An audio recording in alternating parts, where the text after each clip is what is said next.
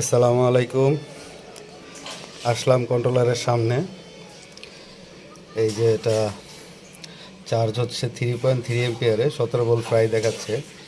Battery হচ্ছে 120 ওয়াটের একটি এম্পিয়ারের একটি ব্যাটারি। এখন আমি দেখি একটা 400 ওয়াটের একটা ড্রিল মেশিন চালিয়ে দেখাই। এই যে এটা, এই দেখেন 400 ওয়াট দেওয়া আছে। এই দেখেন